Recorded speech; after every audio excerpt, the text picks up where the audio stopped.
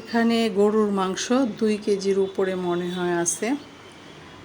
রান্না করব কালো ভুনা। আসসালামু আলাইকুম। এখন সমস্ত মশলা রেডি করে নিছি। এখন সব কিছু দিয়ে মাখাবো। প্রথমে দিয়ে দিলাম লবণ। লবণ ছাড়া তো তরকারি হয় না, লবণ তো দিতেই হবে। তারপরে দিয়ে দিলাম কতগুলি কাঁচা পেঁয়াজ। মাংসেতে কাঁচা পেঁয়াজ দেওয়ার পরে মাংসটা ভালো, এখানে হলুদ, মরিচ, ধনিয়া পাউডার দেওয়া আছে, কারণ এখানে বেশ মশলা দিতে হবে, কারণ কালো ভুনা মশলাটা পারফেক্ট দিতে হবে।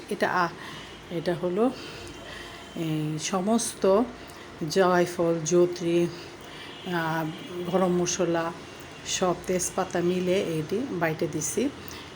কালো সাদা সরিষা আছে আর গোলমরিচ আছে, সব পাটায় বাটা হয়েছে। আর এই কালো ভুনার সবচেয়ে এটার দিতেই হবে পেঁয়াজ ব্রন।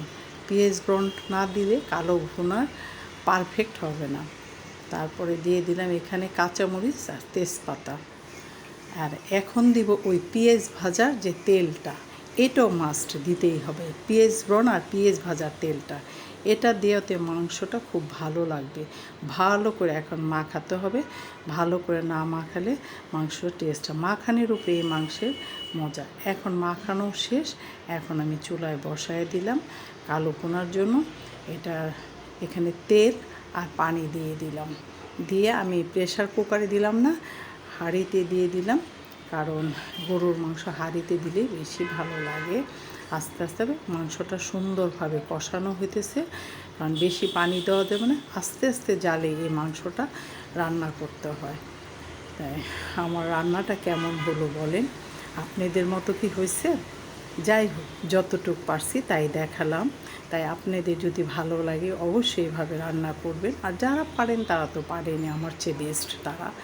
এখন গরুর মাংস রান্নাটা খুব ভালো করে কষাইতে হবে, তারপরে পেঁয়াজ ব্রন দিতে হবে।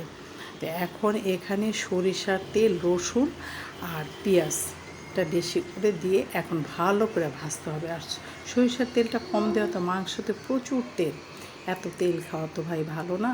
তেল যত কম খাওয়া যাবে তত ভালো। কিন্তু এই ধরনের খাবারে প্রচুর তেল, পেঁয়াজ, মশলাটা বেশি যায়। কিন্তু এই খাবারটা খুবই মজা, কিন্তু কম খাওয়াটাই ভালো। এখন পেঁয়াজ ব্রনটা দিয়ে দিব। হয়ে গেছে আমার মাংস কালো ভুনাটা। রান্নাটা কেমন হলো বলবেন, ভালো হলে লাইক দিবেন, সাপোর্ট করবেন। এখন ভালো করে মিক্সড করতে হবে। আমি কড়াইতে ঢেলে দিলাম না, উল্টা আরও যে কড়াইতে মাংস ছিল এখানেই ঢেলে দিলাম। তা আমার রান্নাটা পারফেক্ট হলে লাইক দিবেন, কমেন্টস করবেন, শেয়ার করবেন। আপনারা যদি পাশে না থেকে নতুন নতুন রেসিপি নেই, আমি আসতে পারবো না। ভালো থাকবেন। আল্লাহ হাফেজ।